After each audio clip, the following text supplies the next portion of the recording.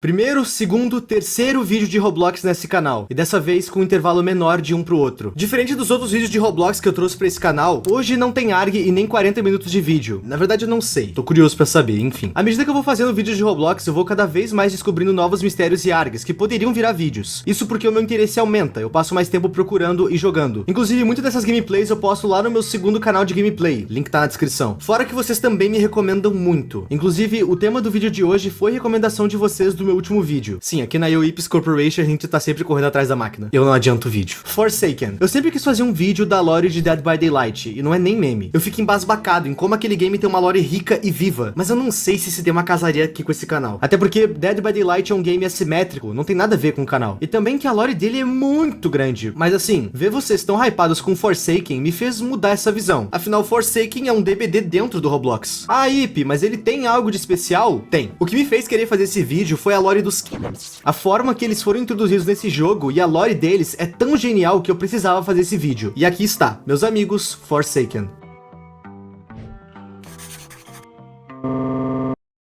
Forsaken é um jogo onde a gente tem killers e sobreviventes. E obviamente o objetivo dos killers é dar um fim em todos os sobreviventes que tem no mapa. Atualmente a gente tem 10 sobreviventes jogáveis para 4 killers. E eu preciso deixar claro que nesse vídeo aqui eu vou me focar somente nos killers. Esse vídeo é focado na lore deles. E se vocês gostarem desse vídeo, do formato dele, eu posso trazer uma parte 2 focado só nos sobreviventes. Mas antes de falar dos killers, vamos falar da gameplay em si. Forsaken é um jogo que segue os mesmos moldes de Dead by Daylight. Ele é assimétrico, só que com bem menos perks que o DBD em si. E ele segue o mesmo esquema. A equipe de sobreviventes precisa arrumar geradores pra conseguir fugir. Mas a forma mais comum dos players ganharem é por tempo. Sério, 4 minutos é muito pouco tempo pra conseguir levar todos os players, pelo menos na minha opinião. E o ciclo de gameplay desse jogo é bem padrão, mas a graça dele é a mesma que Dead by Daylight. A variação dos mapas, dos kills, que apesar de não serem muitos, eles são bem legais. E claro, a espontaneidade do jogo em si. Afinal, cada jogada é diferente. Eu recomendo, é real legal. Beleza, agora vamos pro tema do vídeo. Os kills. E o porquê que eu gostei tanto deles. Em Dead by Daylight, sim, eu vou citar muito Dead by Daylight nesse vídeo. Em Dead by Daylight, os kills são coisas da vida real. Jogos, filmes, lendas e até mesmo atores em si. Inclusive eu tô doido pra testar o Springtrap. Eu ainda não testei. Mas agora, como que tu faz algo parecido com o Roblox? No Dead by Daylight, os desenvolvedores precisam negociar a IP de um personagem. E isso é bem caro. Bem caro. Querem um exemplo do quão caro é? É só olhar o capítulo 6 de Dead by Daylight, A Hora do Pesadelo. Pra quem não sabe, A Hora do Pesadelo tem duas versões no cinema. A original, feita pelo Wes Craven, que Deus o tenha, e o reboot horroroso. Enfim, eu tô explicando que tem essas duas versões pra dar o contexto que a versão que foi parar no Dead by Daylight é o reboot. Ok, é comum que quando entra uma parceria pro game, não entre só um assassino. Eles também coloquem sobreviventes do mesmo universo. E, bom, o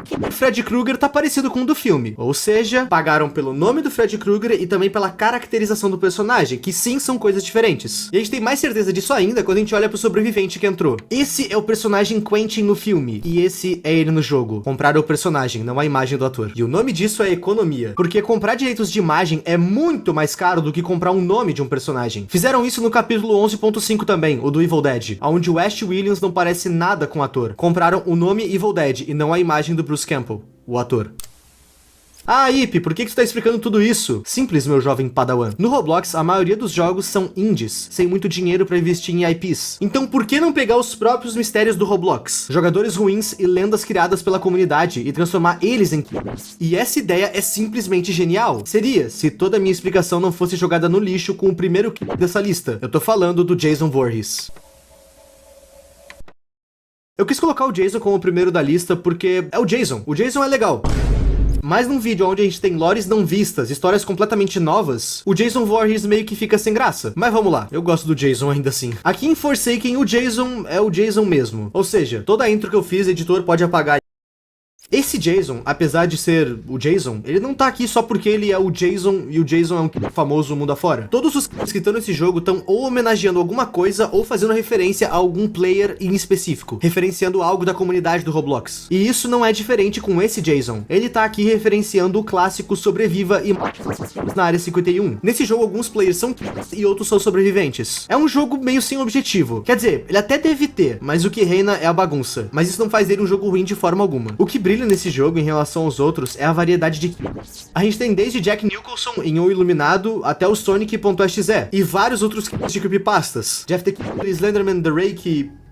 sei lá, tem muito que. E como esse jogo é um clássico, ele foi homenageado em Forsaken com o Jason Voorhees. O modelo do Jason usado em Forsaken é o mesmo do Sobreviva e na Área 51, ok? Como é de se esperar, o Jason é do corpo a corpo, mas ele tem a questão do sangramento, aonde quando ele te ataca, mesmo que ele não te mate, tu fica sangrando. E tá, tirando o Jason do caminho, vamos pro que realmente importa. A gente tem mais 3 kills pra ver, e esse sim tem lores interessantes. John Doe, o João Ninguém pros mais íntimos. Vamos lá. Esse personagem é um bug, e dá pra notar claramente que ele é aquelas skins padrões das versões mais antigas do Roblox, os famosos Gwests. Pois bem, como em qualquer jogo de serviço, os devs do jogo têm as suas contas de desenvolvedor, e no Roblox isso também aconteceu. E até onde se sabe, são duas. A John Doe e a Jane Doe, João Ninguém e Joana Ninguém. A parada é que essas contas sempre foram muito quietas. Não aparecem em lugar nenhum há muito tempo, mas ainda assim, de certa forma, continuam sendo atualizadas, mudando a lista de amigos ou então aparecendo com itens de eventos ou inscrições. Itens esses que precisam que o dono da conta use para adquiri-los. Mas ambas as contas sempre estão offline.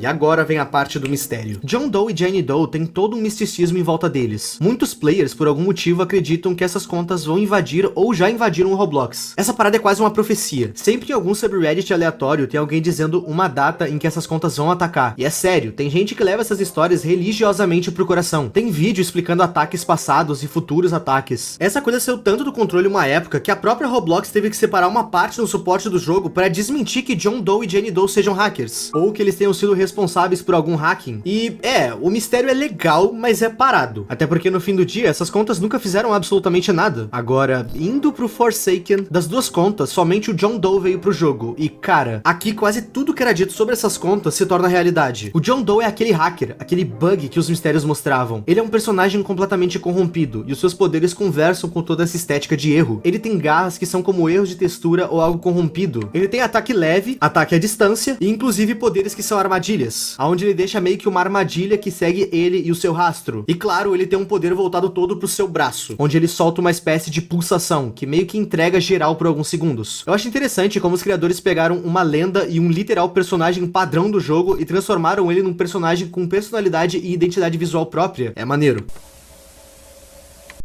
Esse aqui é um pouco confuso, então eu vou explicar o que eu entendi baseado nas minhas pesquisas. A conta 1x1x1x1 foi criada por Shedeltsky, e o que vocês precisam saber sobre esse mano é que ele trabalhou na área criativa do Roblox por um tempo. Ele chegou a criar alguns jogos, mas acabou saindo do time oficial do Roblox pra focar em outras áreas. Mas mesmo assim, ele ainda é bem ativo na comunidade, sempre foi. Ok, a nossa história começa em 2012. 2 usuários foram promovidos a moderadores dentro da plataforma Roblox. Esses 2 usuários, apesar de terem conseguido passar por todo o pente fino para serem contratados como modders oficiais, esses caras eram trolls. Isso porque além de desbanir contas que estavam banidas há muito tempo, eles também começaram a distribuir Robux para várias contas. E isso deu obviamente. Essa baderna toda fez com que o Roblox fechasse os seus servidores em 1º de abril de 2012. Parece que foi premeditado que isso tenha acontecido no dia da mentira, mas pelo que eu entendi, toda essa parte da história é verdade. E agora entra o Shedeltsky, eu não sei falar o nome desse cara. Isso porque quem anunciou que o Roblox havia sido invadido foi ele, e ele fez isso com o propósito de criar o usuário 1x1x1x1. A primeira menção dessa entidade foi através do Necrobloxicon, que é uma releitura do Necronomicon, ou Naturandemanto. Necronomicon ou Naturandemanto seria um livro que contém tudo que há de mal, de pior na Terra dentro dele. Todas as profecias, entidades e feitiços estão catalogadas nesse livro, e ele tem uma versão no Roblox, que é o Necrobloxicon. Esse Necrobloxicon é um item que foi vendido como um chapéu. Ele era extremamente raro, e eu não entendi como, mas o 1x1x1x1 foi citado nele. Não fica explícito como que ligaram essa queda do Roblox em 2012 com o 1x1x1x1, mas eu acredito que tenha sido justamente porque o Shedeltsky, o criador do 1x1x1, noticiou a queda. As pessoas provavelmente ligaram os pontos dessa forma. Ou talvez tinha algo no Necrobloxicon que citava sobre. O ponto é que o 1x1x1x1 se tornou uma lenda. Essa era a conta de um dos hackers mais perigosos do Roblox. Um hacker que fez o servidor cair por um dia inteiro, que conseguiu invadir o game, desbanir players e dar Robux pros outros. Tem outras coisas que estão associadas a essa conta, desde outros problemas de servidor até mesmo ataques falsos. Só lendas mesmo. Pois bem, ele tá no Forsaken. Dentro da lenda, a conta 1x1x1x1 teve várias versões até chegar nessa toda verde, com o seu tórax exposto. E foi essa versão que foi parar no Forsaken. Essa lenda e essa conta foi assumida por outro player posteriormente. E sim, o cara basicamente roubou um arroba se passando por outro jogador. E sim,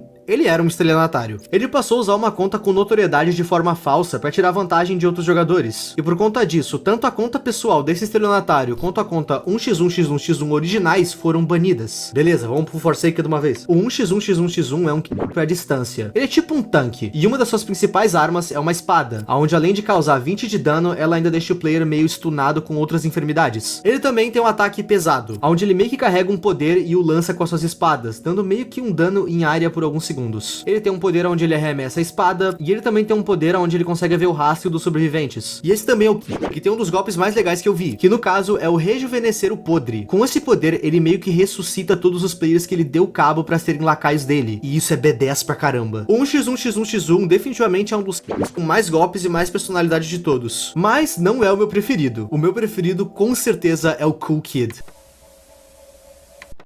Bom, vamos lá. De todas as histórias que eu citei até aqui, essa é a única que eu real fiquei confuso se ela é real ou não. E vocês já vão entender o porquê. Antes de falar do Cool Kid e do time Cool Kid, eu preciso explicar pra vocês o que é um exploiter. Exploiter vem da palavra exploit. E, bom, Exploited é uma banda de rock escocesa, formada em 1979 pelo seu então vocalista Wade Butchan. E essa banda foi extremamente importante. Ela foi referência por muito tempo pro rock britânico e pra própria cena que ela tava fazendo parte. Agora, o que isso tem a ver com o vídeo? Nada, eu só quero encher linguiça.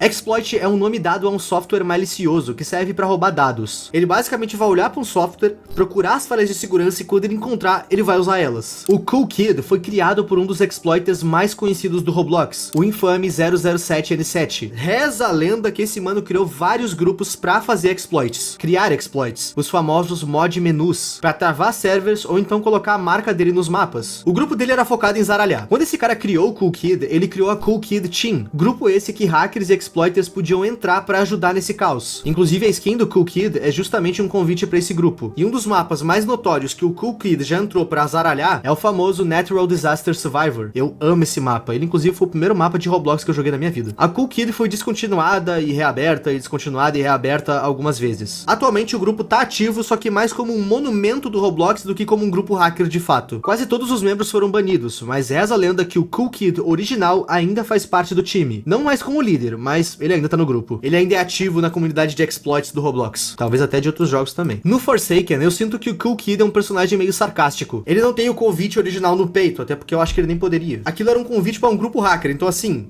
não dá. Em jogo, a skin dele é toda vermelha com um sorriso no rosto. E os seus golpes vão desde um soco base normal, ele tem ataques à distância, onde ele arremessa um bloquinho nos players. E detalhe, esse projétil vara a parede. Então se ele tiver pra te atacar com isso, tu precisa correr em zigue-zague. E ele também tem um golpe que é basicamente uma esticada. Ele literalmente dá um pernaço, e enquanto ele tá correndo, ele pode atravessar os players pra dar...